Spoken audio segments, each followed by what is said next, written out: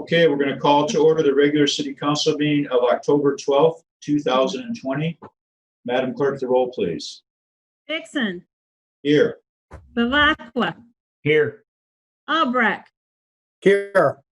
Harrison, Here. Peterson, Here. Sage, Here. Salvia. Here. Thank you. Now we're going to have Councilmember Peterson do the Pledge of Allegiance. Councilmember Peterson. I pledge allegiance to the flag of the United States of America and to the republic for which it stands, one nation, under God, indivisible, with liberty and justice for all. Thank you, everybody. So for just to let everybody at home know, as you can see, I am at City Hall tonight due to the Supreme Court's decision invalidating a lot of the governor's orders, which also did the Zoom meetings that we had. We are not allowed to have a complete Zoom meeting, but we are allowed to, because we passed an ordinance, we are allowed to have a hybrid meeting with one city council person at City Hall, which I am here at City Hall.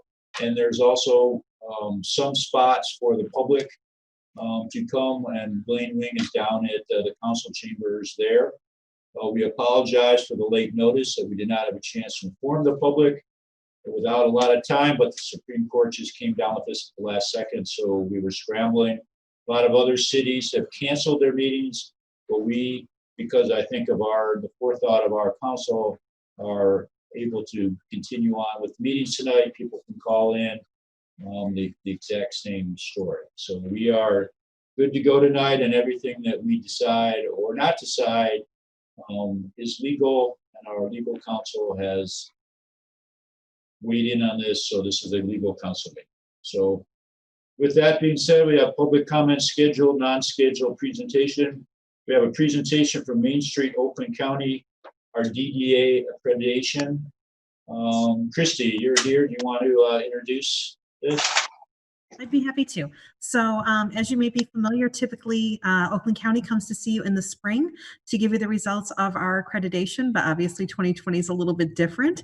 So I'm going to turn things over to John Bry from Main Street Oakland County to give you the details on what's happening for this year. Hi, John. Hi there, everyone. Hopefully you can hear me. Welcome. Thank you. I am going to turn my camera off because I find on my computer it works better with just not the visuals. So I just wanted to say hello before I start speaking here. All right. Hello. Hello. Plus, no one wants to see that. It's not a pretty picture. But as Christy mentioned, every year we do the annual accreditation with the Main Street program in Oakland County. And as everyone knows, Rochester is one of the longest established Main Street programs in the county, 20 years. And we do the accreditation process annually to check in with the select level programs or higher to see how they're doing and progressing in their downtown management. And we've had Kathy LaPlante. Many of you have met Kathy before with National Main Street. She is typically the one who does the accreditation in Rochester past. And we did the accreditation process for you guys. And I know there was some talk last council meeting around this time where they were all shooting for number 15, I believe, Christy, 15. And I'm pleased to announce tonight that Rochester has achieved its 15th consecutive accreditation National Main Street Center. All right. And normally I would love to be there to present the certificate in person, but COVID had other IDs. So I wanted to do this virtually tonight, and we will be sending the certificate over to Christy at PA and at some point. So congratulations, Rochester, again. Great job. And I'll also mention too, we're a little off schedule with the pandemic, but some of you may have heard that we are looking to be the national partner with the National Main Street Center on a next generation of Main Street program. It's going to be looking at communities that are high performing, have achieved a high level of success, continues to grow, all their districts. And as a reminder, pleased to remind everyone, Rochester will be one of the 3 national pilots joining Ferndale and Royal Oak. So we're a little bit behind schedule there, but National Main Street does plan to pick up the conversation again with us in the spring of 2021.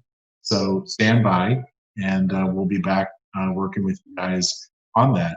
And we're very excited to see where the conversation goes with Rochester, and looking forward to Oak County and Rochester setting the standard for communities that are at this achieved level of success for their downtowns. And nationally, everyone learned from you. So we're pretty excited about that, but bummed that we're a little behind schedule where we wanted to be. We will get to. Congratulations on that as well. Exciting process. Very good. Any questions for John? I just once, Mayor. Councilmember Peterson. Yes, thank you, John. Always a pleasure to hear all the positive that DDA is being recognized for with the Main Street. Are you anticipating any changes as far as the funding of the DDA? In terms of the local DDA? No, look, from the county. Oh, no. Actually, I think we're in a very good position with the new administration at the county currently. Some of you may recall and have participated in the strategic planning process and conversations they were doing back in January and February about the direction of the Economic Development Department, which is where the Main Street program is housed. And I can say that things are getting ready to go before the Board of Commissioners to approve. The Main Street program remains to be one of the high-level programs that has come through without any changes to it. If we get anything, we may get more support from the county towards the Main Street program. So they continue to identify the program, and the administration just recently met with us as staff last week. And they again called out the Main Street program again as one of their flagship sort of economic development programs in the county. So it's going to remain intact, and I expect the funding levels to remain the same, not increase. I did submit our fiscal year budget this year for 2021, and I'm hoping to get a little bit more funding, and so far they haven't told me no. That's going to be directed out to you guys in the community. So I expect it to remain the same, if not increase. That is great news, something I've been concerned about, so thank you. Anything further? No, sir. All right. Thank you, John, for coming. You're welcome. Thank you. Good to see everyone, even if virtually. And I think I got a DDA update I'm going to be doing with the DDA in a short time too, next week maybe. Christy? Yeah. All right. Yes. So, and hopefully I'll get to see Christy in person here in about a week. So I'll see you guys all soon. Thank you. Thank you, John. everyone. Yeah. Anything to add, Christy, while you're here? I don't, but thanks for listening, everybody. And as soon as we get the certificate, we'll send that copy of that over to Blaine and everything. All right. Thank you. Thanks. All right. On to the approval of the minutes. I'm going to read. We can consider 3 of them at the same time, or if not. So first, the consideration of the minutes of the special meeting of September 10th, 2020. Next is consideration of the minutes of the regular meeting, September 14th, 2020. And next is consideration of the minutes of the regular meeting, September 28th, 2020. So moved. Motion by Councilmember Peterson, Support. support by Councilmember Salvia. Discussion. Madam Clerk, the roll, please. Hickson, Yes. Bavacqua, Yes. Albrecht, Yes. Harrison, Yes. Peterson, Yes. Sage, Yes. Salvia. Yes. Thank you. Thank you, everybody. Next is there's not an approval of the consent agenda. There's not any old business or table items. There's not a public hearing onto legislative deliberation. Second reading and adoption of the Retirement Board Ordinance Amendment. Blaine, did you want to talk on this, or is Nick going to talk? Either Nick or Anthony. All right, Nick, I don't see Anthony here. Yeah, I think, I don't see him either. So we'll try, it's just the next step that we needed to do legally, and they're keeping me in the loop, as was the agreement, and Anthony, obviously, and Marcy, so, I don't think there's much else to say other than this is our, Can't hear you.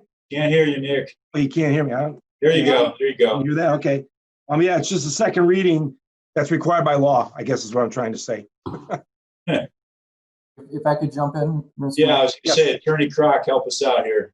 Sure. Before you is the retirement board ordinance amendment. This the current retirement board handles the OPEB benefits only, and with the action taken by City Council to approve taking the pension monies and putting them into a trust, this is the board that was deemed to be the most appropriate to oversee those monies as well. But the current ordinance, which is before you, didn't have that as part of their scope of work. So what we did is we simply added that as the administration and managing of the pension monies as well, and that's in section 2-318. So it's just adding the power to administer that and to be able to engage the necessary professionals, much like the OPEB scope of services as well. That's what I meant to say. There you go. Councilmember Albrecht. As I did last meeting, I'd like to make a motion to accept the second reading adoption of the Retirement Board Ordinance Amendment as presented. Motion by Councilmember Albrecht, Support. support by Councilmember Harrison. Discussion. Madam Clerk, the roll, please. Dixon, Yes. Bavacqua, Yes. Albrecht, Yes. Harrison, Yes. Peterson, Yes. Sage, Yes. Salvia. Yes. Thank you. On to reports on regular business is the Halloween 2020 discussion. Mr. City Manager, you just want to give a little update? Sure, I'll provide a brief overview. In council's packet on page 20, I outlined two options for council's consideration. First one is, again, this is in regards to Halloween. First one is Halloween is not an official city event, and it is a personal decision to participate or not in Halloween activities. Due to the ongoing pandemic, City Council has decided not to set official hours or set off the siren to start or end trick-or-treating hours. Instead, individuals should decide for themselves and their family. Option 2, Halloween is not an official city event. However, honoring tradition, the city will set off the siren at 6 p.m. to start trick-or-treating hours, and then again at 8 p.m. to conclude the hours. Anyone planning to participate in Halloween activities, like trick-or-treating, should review the CDC guidelines.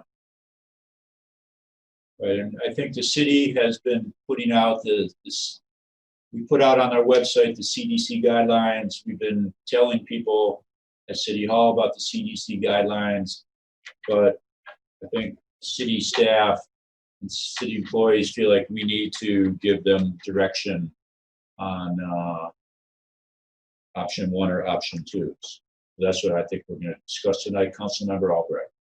Yes, I went around this weekend to talk to some neighbors here and in other parts, just to ask them their opinion. So the feedback I was getting was people like the tradition of the siren going off at 6 o'clock and 8 o'clock. And the consensus from the different families I talked to, and all of them had young children who are going to be trick-or-treating or having people come to their house trick-or-treating, is that if people choose to not trick-or-treat or send their children trick-or-treating or not give out candy, that's a personal decision, family by family, person by person. And they would like some guidance from the city. And I would support, if that, I'd like to hear other discussion, but I would support option 2 as presented by the city administration, to have the siren go off at 6 o'clock and to begin, and the siren to go off at 8 o'clock when it ends.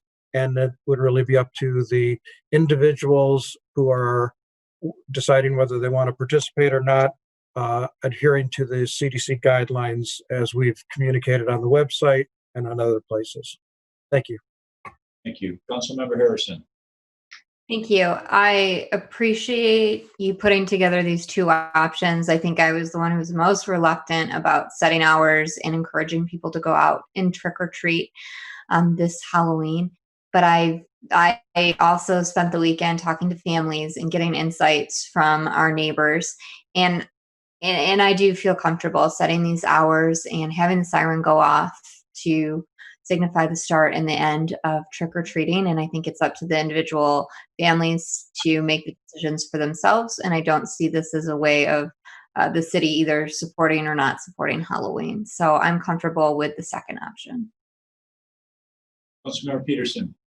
Thank you, Mayor. So I too, as I presented this at the last meeting, in favor of this, and I was speaking on behalf of the many families I had spoken with that really wanted to be able to have this going. So I being here in the city for almost 35 years, having the siren, and we don't have the flares anymore, but having the sirens go off to help signify for everyone when it begins and ends, I think is awesome. And that everyone, if they choose to do it, they do. If not, at least some of them, the kids will be able to enjoy the event.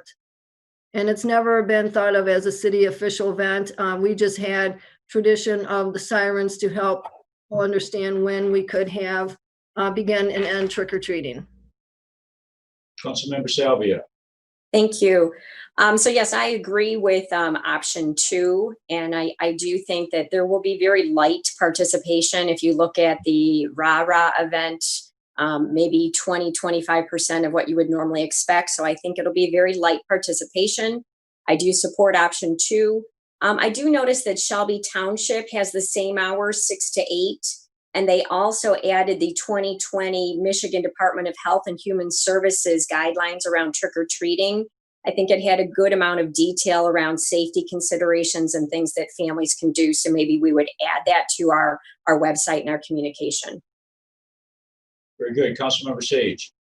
Thank you, Mr. Mayor. I too can be in support of option 2 with some modification to the wording, if possible, because we've all addressed this, but yet option 2 does not specifically state that it is the individual's decision for themselves and their families. I want to add that to that before we then clarify and go on further to say, in addition, if participating in trick-or-treating activities, please review CDC and State of Michigan DHSS guidelines. Member Peterson. Yes, you know what? All we should do is take the last line of 1 and put it on 2, because it's already there. Good point. Is there further discussion or is there a motion? Need a motion?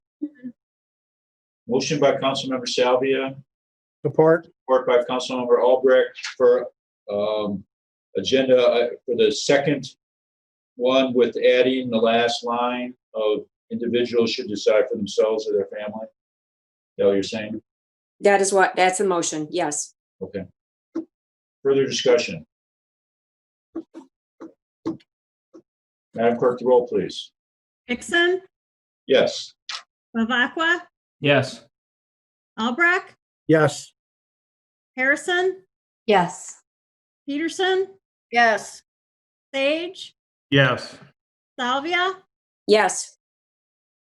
Thank you. Next is an interlocal agreement between the City of Rochester and Rochester Hills for Chief Financial Credit Union Development, 515 South Rochester Road. That's to work out a development. Mr. City Manager, do you want to comment on that? Yeah, so Attorney Crott and Deputy Manager Nick Banda have been working on this. Just a little bit of background history in Rochester and Rochester Hills is passed.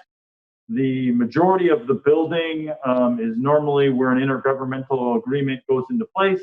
And that community that has the bigger portion it's normally their building department and their inspectors that are actually the ones viewing and going through with their list of state guidelines, our ordinances and whatnot. In this particular instance, the majority of the building would be in Rochester. So Attorney Kroc worked with the attorney from Rochester Hills and drafted this intergovernmental agreement. Attorney Kroc, I don't know if you want to provide any additional comments. Other than, a developer could be required to go through both processes in both cities, but that's not normally very expedient or consistent at times. So the city of Rochester Hills has deferred to the city of Rochester to manage this development, assuming that the interlocal agreement is signed by both. And we also put a signature line in for Chief Financial so that it's clear that they agree that this is the process that's going to be followed as well. Mayor, if I may. Mr. Banda. So I talked to the planners Friday, and they're still gonna, looks like they still might take them through site plan, but just one meeting, and they're gonna have full engineering review and building review and then work with Randy and Vidya to get comments to us for the lead. So they're still gonna have them go through some kind of process. They said, Jeff, which is fine. I mean, that fits into the ordinance, fits into the memo, fine. So they changed their mind a little bit, but we are the lead, and but they're going to still have their input, but get it to our folks, put into our review also. Yeah, we're in the lead. We don't really care what they say, but we'll just, not just kidding. Say that. We're in the lead. Councilmember Peterson. Yes, could someone just go through exactly what they're going to be doing there for the public? Mr. Assistant City Manager Banda, you want to talk about the project? So in essence, what they're doing is they purchased the U.S. Scuba building. If you're familiar with their site, or anybody that's listening, right now, Chief Financial is on the curve of diversion. They have no frontage onto Main Street. So they have purchased the U.S. Scuba building. On their existing site, they're off of diversion under the bridge. They have an ATM down there. They have a driveway that they go, you use to get to the ATM or come out that way. So they're combining the two sites. They're going to move the headquarters banking operation to the U.S. Scuba building and significant dollars renovating it, actually making a large community room that people can use for different events, which will be parked appropriately. And they're going to add drive-throughs in the back of the building if everything is approved by our planning commission. We have a few different restrictions than the Hills. Our parking spaces are different widths, things like that, driveways. So we're going to, again, they're going to defer to us so that the site is uniform, the way it's developed, significant landscaping, etc. They are not going to sell the other building. They will use that for their administrative offices, but this will be their main branch. Get a new sign on Rochester Road so their presence is a little bit better. And that's pretty much it. It'll start through the planning commission here probably in November. Councilmember Peterson. Yes, thank you, Mayor. So the public would be entering off the rear like usual or from the front now? Right, from the rear. They'll have a connector driveway. So if I'm trying to remember, I only saw this briefly, but there's still a main drive off of Main, but they have to work with MDOT about left out, right in, things like that. So that hasn't been determined yet, but there'll be two ways to get to it, off of diversion or off of Main. They really want to push everybody to diversion to the light, which would be much safer. You're not going to be able to make a left out of there. And that was my reason for asking, because I am concerned about, it's really close to the, edge of the bridge there, and that amount of traffic, which they do have a lot, would be very, not a very good thing there on Main Street at the bridge. Agreed. I know all of the, in the preliminary pictures we saw, the drawings, all the ATM traffic goes out and down to south, and then diversion has to come back around to the stop sign and back to the light. So that will not be a conflict on Main Street. All right, is follow up, if I may, Mayor? Sure. I would have been nice to have actually had that to go along with this, just saying, to really understand what we were going to be voting on, because if we're taking all that responsibility, I hope, I just, whatever, it just would have been easier to know it ahead of time. They haven't, they just officially submitted. It's really got nothing to do with this agreement. You'll see it, our planning commission will see it. Actually, it's just a straight up plan. Councilmember Harrison. Nick answered my question earlier, actually. Thank you. Very good. Is there a motion? Motion to approve the interlocal agreement. Motion by Councilmember Sage, Support. support by Councilmember Harrison. Discussion, Councilmember Salvia. Yeah, discussion. So I do think it's important that Rochester take the lead on this for all the reasons that Councilmember Peterson has brought up. I mean, this is going to affect our traffic. The bridge is there. So I think it's good that we're taking the lead on this, even though it will be additional work for us. It's important for our city. Thank you. We're good? Yep, I agree. We're good. Madam Clerk, the roll, please. Vixen, Yes. Bavacqua, Yes. Albrecht. Yes. Harrison, Yes. Peterson, Yes. Sage, Yes. Salvia. Yes. Very good. Next, an appointment of election workers. Very important.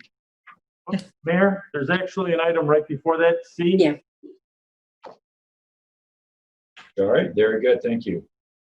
Thank you. Services agreement with the Rochester Hills Museum for Archival Services. Mayor, if I could, and then and Councilmember Sage might want to actually jump in, as this is in regard to Thank you. the historic. So the Historic Commission, one of their asks this year for the budget process was to have a partnership with the museum in Rochester Hills for the archiving of materials. We received a proposal that had two options. After that analysis, it went through our budgeting process, and option two was the one that council had us proceed. As this is a first-time agreement with the museum, it would be for $7,800 for the actual archiving and $2,200 for budget and materials and supplies. That would allow up to a $15 per hour part-time employee to work 10 hours a week. That's where the $7,800 comes in, and then again, the $2,200 would be supplies and materials. Good. Councilmember Sage, do you want to comment? Yes, thank you, Mr. Mayor. Thank you, City Manager Wing. Yes, this is a priority for the Historical Commission. And that's why they did make the budget request specific to, they were familiar with the options that the museum would be able to offer. And I am in full support as they have communicated to me for option two with the archival process. So I'll make that motion to approve option two. Motion by Councilmember Sage, Support. support by Councilmember Peterson. Further discussion? Question. Councilmember Salvia? Yeah. So what happens at the end of the 3 years? Are we committed to then keep paying for archival services, or how does it end? We could do it either way. We can continue to extend, or so the materials are then now going to, each of those years would be archived into a same database. Rochester Hills actually uses the same database that the city uses. We would be able to differentiate the code. So like we might be, City of Rochester, or just our initials, and they might have just RH in there. But we could do either way, or we could come up with a third option. So it's set up that we could renew, or we will now have the database and the material. So since there would be less services, they wouldn't be actively archiving. Would it be presumably at a lower cost? Did they discuss, like, then there's an ongoing kind of maintenance contract? We didn't get to that point, as we still don't know, I guess, the full scope of where we're at this point. It might end up being 5 years by the time they actually are completed instead of just the 3, but we felt this initial year with the option to renew was appropriate. Okay. Councilmember Harrison. Thank you. I think the Rochester Hills Museum at Van Hoosen Farm does excellent work. And reading the first option, I was really excited about some of the opportunities that were presented that I think we could partner with the Van Hoosen Farm to help make the history of our town, more accessible to our residents. So I am in support of the second option. To start with, I would be open-minded to, if this is successful in 3 years from now, or possibly sooner, exploring what other options there are, like some of the features that were highlighted in option 1. Very good. Further discussion, Councilmember Peterson. Yes, thank you. So I'm in favor of this too, because for the past 3 years that I sat on there, this was something that they had been really wanting because of all the historical archives that we have was not being really taken care of, and they were really concerned about it. So I'm glad to see this moving along finally. And I too do have a concern though that, so right now we're looking at 30,000 for the next 3 years. And I'm not sure why we went into 3 years. I understand to a degree, but with things the way they are, I would rather see us not have a 3-year commitment unless this can be changed at some point in time. I do appreciate everything that that Pat does out there, and I know it's a great asset to our community, and I want to take care of these things. I just don't want this.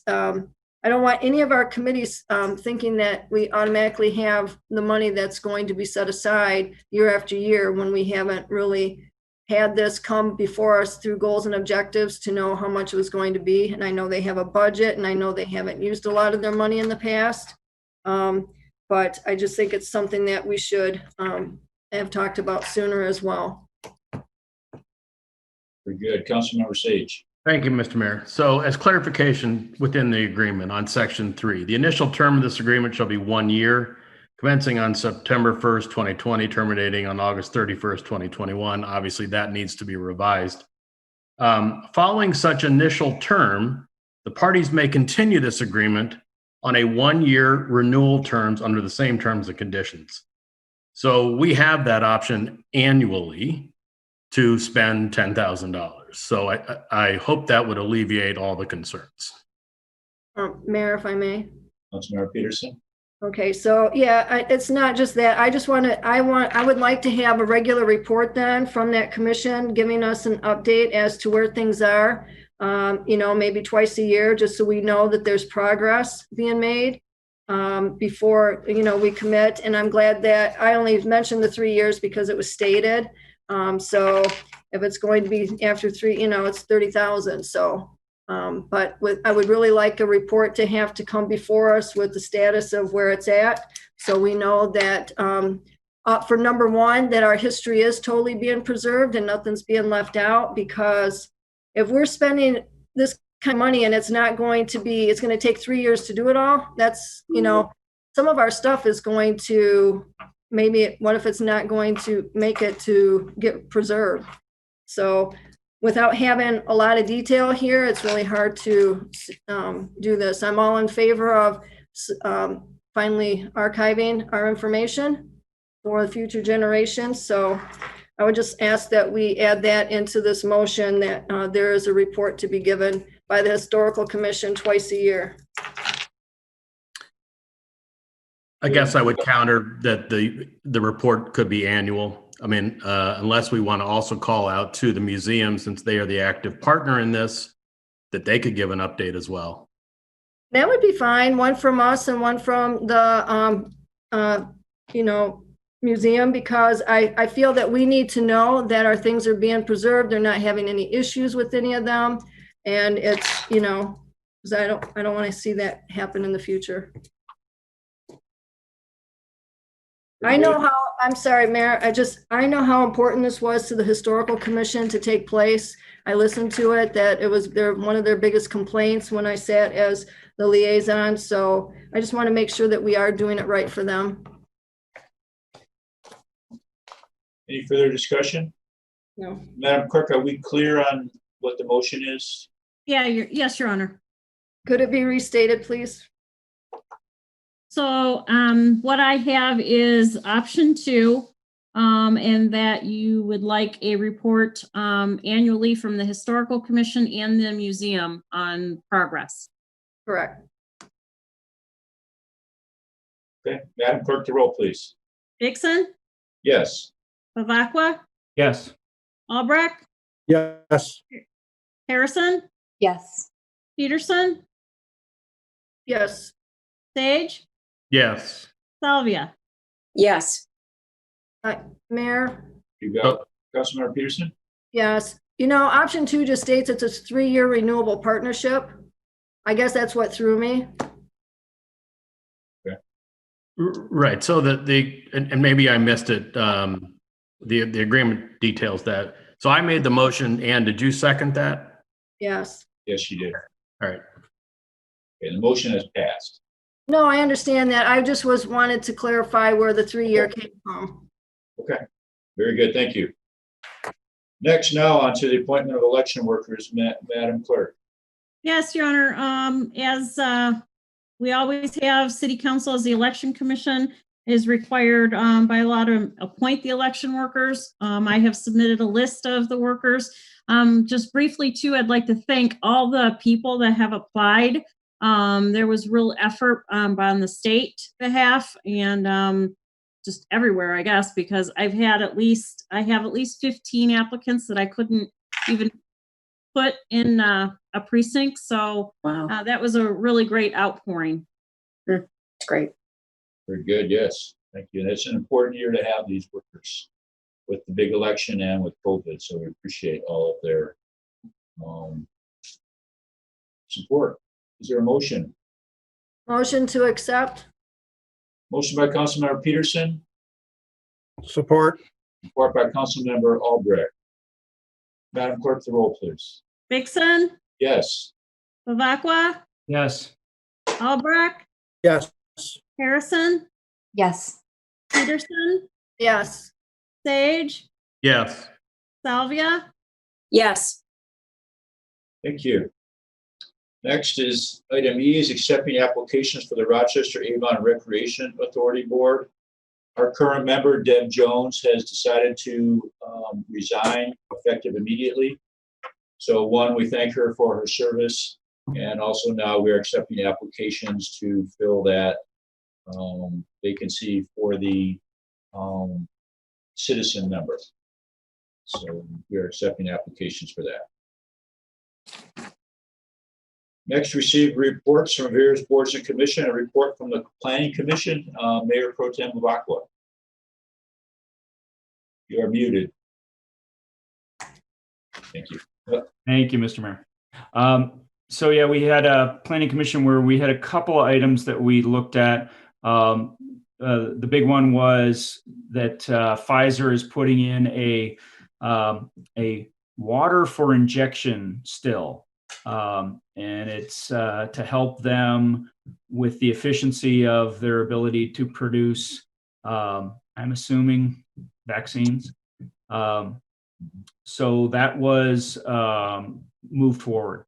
And the other thing that we did was discussed infill development ordinance once again, continuing our discussion. And I guess at some point we'll come to a place where we may have some actionable items on that.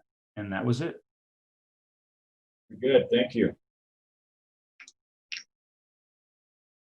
Next on to new business for referral and miscellaneous, Mr. City Manager. So check register, we just had the October 1st and the October 8th. And then for city manager updates, just want to highlight a few things. Want to congratulate our finance department on again receiving our CAFR award. So this is the financial reporting achievement. Certificate of Excellence in Financial Reporting. So this is, again, a very positive thing that shows that our city almost now, I believe, almost up to a decade has been consistently earning that certificate.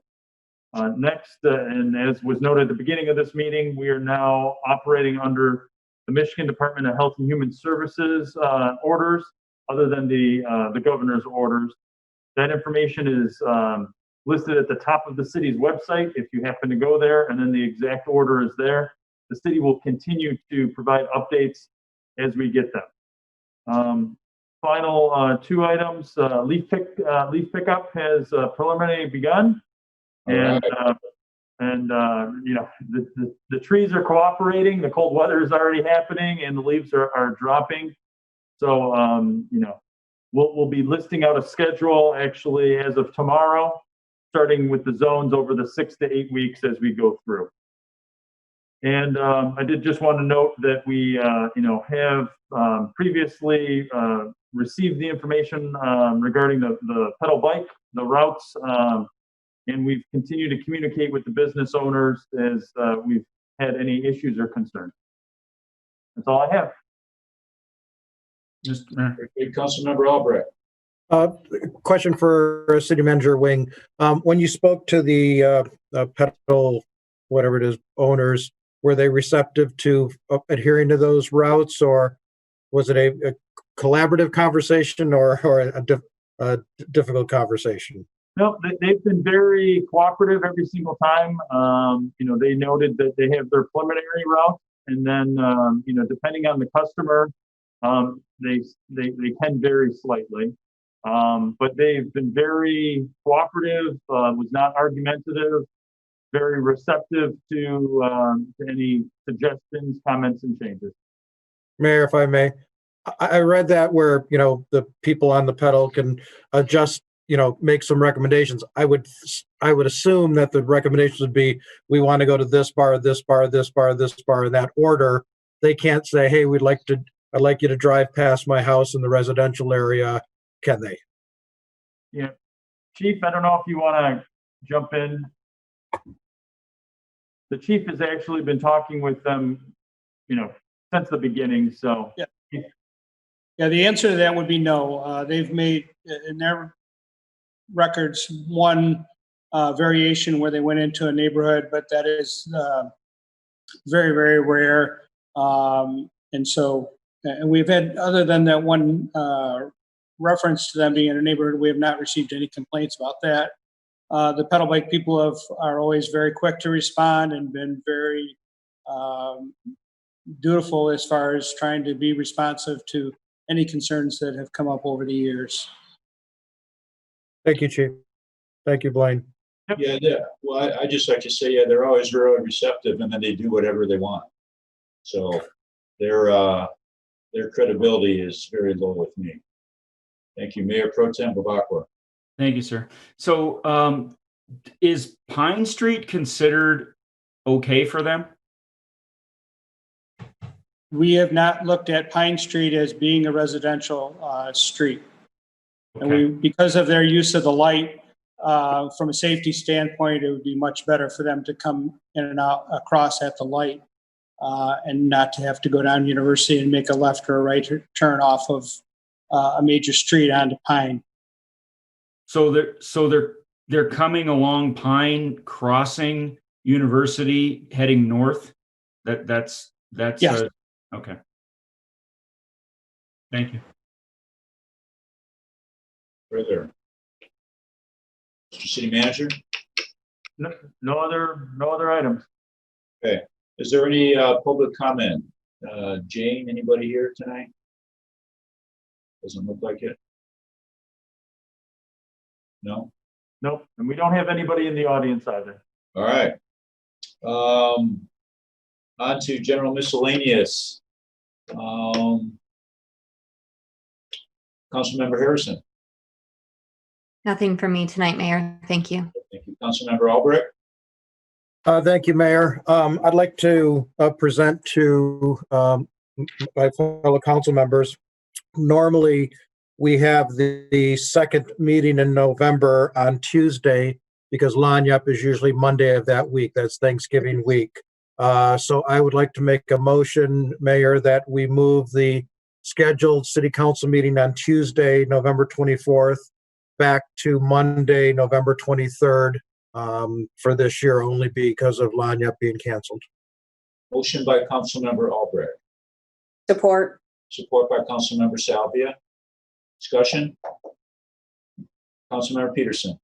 Well, I'm not going to be in support of it because I schedule everything I have around our dates that we approve at the beginning of the year. And as much as I appreciate the fact that, yes, Lanyap is canceled, my world didn't cancel. Good. Further discussion? Madam Clerk, the roll, please. Nixon, Yes. Bavacqua, Yes. Albrecht, Yes. Harrison, Yes. Peterson, No, Sage, Yes. Salvia, Yes. Mayor, I just had one other miscellaneous. Councilmember Salvia mentioned the trunk or treat that we had approved last meeting. I wanted to again thank council, and I just really wanted to follow up because those of you who are on Facebook, there was a post there earlier today from the RAH organization showing the trucks socially distanced and the creativity and uniqueness of how people decorated their trucks, got up into costumes, and the children were able to move around safely, following all COVID guidelines, was to be admired. So I'd like to thank the RAH administration for executing that trunk or treat according to the guidelines we'd given them at the last meeting. That's all, Mayor. Very good, thank you. Councilmember Sage. Just one item this evening, sir. We had received a correspondence from Richard Bosler, and City Manager Wing, you might be able to speak to this, or possibly Nick might be able to address this. So the benches on that portion of the Clinton River sidewalk that goes around the library and up to the Royal Park. So this was an issue when I was last on council.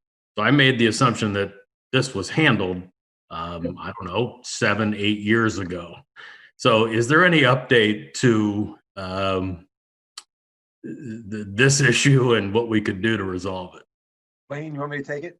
Yeah, let me start off, and then talking with Nick and then the Park District, I've actually asked Nick as the deputy, and having some history, as you stated, I've only been here for 5 years, so Nick had some history from the past. He was able to work through with Christie to see that originally, way back in history, the DDA originally, got involved with those benches. However, since then, Nick's been overseeing our memorial benches in our parks and other efforts, and works with Carl, our foreman, over in the parks. So I think Nick actually was able to get in contact with this Rochester Hills resident over the weekend. And Nick, maybe you can provide that update from here. Exactly. Thanks, Blaine. So, Mr. Bowser, I appreciate his input, and it's been frustrating personally for me on this because everybody pointed fingers saying it was somebody else's responsibility. When Johnny Fuller was here, we would take the wood off those slats every winter and redo them, and that fell between the cracks, if you will. So, good news is, because when we sell memorial benches, we build up a pot of money. We have money set aside to do exactly what the resident talked about. So he was kind enough to get in touch with the representative. The representative's going to be me and Carl and the resident out there. We're getting a price on replacing, not fixing, replacing all the wood slats. And we should be able to take that money out of the memorial bench fund and do it over the winter, which would be great because the DDA's made it very clear now that fund there's still plaques on there, but people should expect to have that look good forever, really, right? Blaine and I talked about it. In some cities, there's a 10-year increment, or when the wood fails, then your plaque's no good anymore. Well, evidently ours were in perpetuity like they are in the park. So we will take care of this. The resident was very thankful. Him and I had dialogue over the weekend, and we're going to have a good result when we're done here. So Great. Thank you very much. Mayor Pro Tem Bavacqua. Yeah, just kind of a follow-up on that. We did talk previously at least myself and I think Blaine and Nick in the past, about with the facilities asset management plan and the parks asset management plan, the possibility of geocoding all of our assets and putting some sort of coding next to them regarding state of disrepair and possible future costs. I know we did some of that. Are we going to get to the point where we're geocoding a length of fence and or every bench? Is there a plan on that? What are the details? Yeah, eventually. So these benches, quite honestly, fell off because they were originally from the DDA. So I think that's where that disconnect 7 or 8 years ago happened. Since we now have this memorial bench fund, we're basically gonna absorb and take that on. The majority of our benches in the parks are actually made with Trex. So it's a material that, a composite material that's got a 50-some year life cycle. So we'll build up the fund and be able to maintain them. But similar to what you're seeing, like a barcode or kind of almost like a GPS geocode on each one of those assets will get put into our overall database, and that's going to get built up over the year. Okay. How to, just not to go too far down a rabbit hole, but how do we plan on doing that? Who's going to do it? Are we getting, university students to do it? Are we getting interns? Or are we, Yeah. So last year we actually purchased the 2 handheld GPS units that are accurate within 3 inches, and we actually used those first out in the cemetery. So we learned to see with, I think it was 1 or 2 Oakland University students, along with our public works staff, along with the engineers. And so we had some lessons learned. I think with our own staff, it's probably going to be best, and most likely will be our summer seasonal help that will be able to assist with that, as it was just a little too complex and we had to redo some stuff. And we want to best use our time. So having people trained and continue to use it seemed to be the best approach. Okay, thank you. Councilmember Salvia? Yes, thank you. Just one quick housekeeping item, just as a reminder to everyone. I know we all get Zoom fatigue and meeting fatigue. Just a reminder, this is an open meeting. So that means no cell phone use, that, this is a regular Open Meeting Act rules apply. So just a reminder. Thank you. Very good, thank you. Madam City Clerk? Just election update. Next Monday, the 19th, is the last day that persons can register to vote by any other means other than coming into the clerk's office. Starting the 20th, you can register to vote in the clerk's office. And if you want to vote on November 3rd, the caveat for that is you do have to provide proof of residency at that point in time. And in between now and next meeting, I will have another open Saturday, which will be Saturday, October 24th, from 12 to 5. And right now we stand at almost 4,700 absentee ballots on out and about 1,800 returned. And how many total did we have last time? You remember absentee? Last presidential election or last in August? Presidential. I want to say around 1,800 total that came back. That I'll look that up and get the exact number before next meeting. So we're going to probably double it this year. It looks like we've already done that. Yep. Okay. Thank you. Thank you for your work. Mayor Pro Tem Bavacqua. Nothing for me, thank you. Councilmember Peterson. Just a couple things. One, regarding the changing the date on that, normally that information we would have received from the city manager to give us a heads up of why we would be changing it, et cetera. So I'm not sure why we're not following normal procedures that we have in the past. Secondly, I received notice that the lawsuit from Shelby Township regarding the water was settled, and would like to know if the attorney can check into that to see if there's anything we need to worry about. And also if we can have all committees that we have, let them know that we have, when we have our volunteers that come in to sit on committees regarding absences, if they are not at the meetings and miss a lot of meetings, that they actually are just removed from the committees so other people can sit there and represent our community. Very good. Attorney Crock, did you want to, so one, did you want to respond to Councilmember Peterson? And also, do you have anything for miscellaneous? I do not have anything for miscellaneous, and I'd be happy to look at the Shelby Township matter and report back. Very good. Thank you. Chief, anything tonight? No? All set. Thank you very much. Okay. Mr. Banda, anything tonight? I'm all good to go. Thank you, Mayor. Okay. Maybe I do have one thing. With what happened today at the Supreme Court, I know we have a City Beautiful Wednesday and a PSD tomorrow. Jeff, for the city attorney, Mr. Mayor, do we change that now? I just thought of that as I'm sitting here. What do we do? Mr. Mayor, if I may respond? City attorney? So as of right now, there is not the ability to go 100% virtual under the Open Meetings Act. So like the city council is doing tonight, it is open to the public. The public could come to City Hall just like a normal meeting. It is staffed by the mayor and the city manager. So if a similar situation is worked out for those boards, then they could. If it's open to the public, like a physical spot, like today, otherwise they would need to cancel that meeting. Mr. Mayor, could I ask Jeff, maybe we could at least reach out to Christy, and I can reach out to Tammy and see if we could get her, Tammy Byers, the chair, because PSD meets upstairs, so they're coming through City Hall. I don't know that that's a good idea, so we might have to think. Should we just cancel them for the next, why don't we just cancel them for the next couple of days until the dust settles? Yeah. I'm okay with that. That's the direction. Mr. City Manager, can you facilitate that? Yep, be happy to. Assuming it's going to be fixed by tomorrow or the next day. Now, they haven't been coming to City Hall previously, have they? Correct. Correct. So. Not since probably February. Right. Okay. Okay. So you're good with that, Mr. City Attorney? Yes, a cancellation would be appropriate. Okay. Thank you.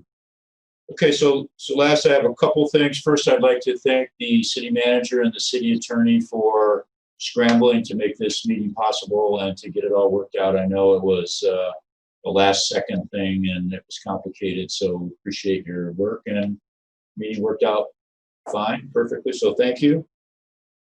Also, I'd like to thank, today we dedicated the DPW yard, and it looked magnificent. Thank you for everybody for coming. Thank you to Jane, city manager, for putting together thing. It turned out to be a great event, and I would say does the public to stop by and look at it sometime, but until COVID is done, probably have to look at it from the outside, or at least set something up with the attorney.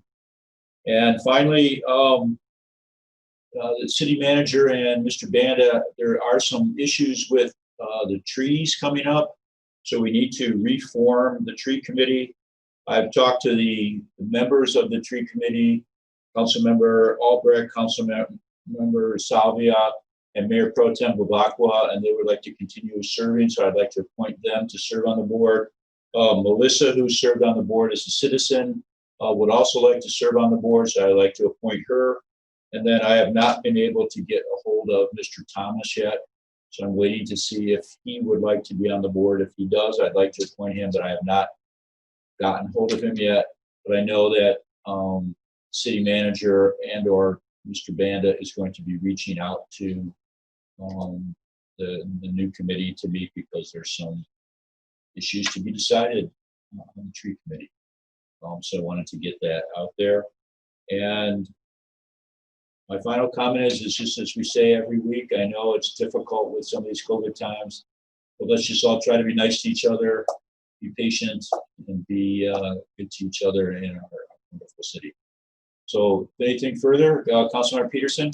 Yes, regarding the tree ordinance, I'm glad you brought that up. There was one thing that I noticed that is not in the ordinance, and that is if the city takes down a healthy tree for development. If that can be looked at. I can add that to our list. Sounds good. All right, without anything further, thank you, everybody, for coming. And we were done by 8 o'clock, so that's pretty timely. So everybody have a good night, and thank you very much for coming. Thank you. Thank you. Bye.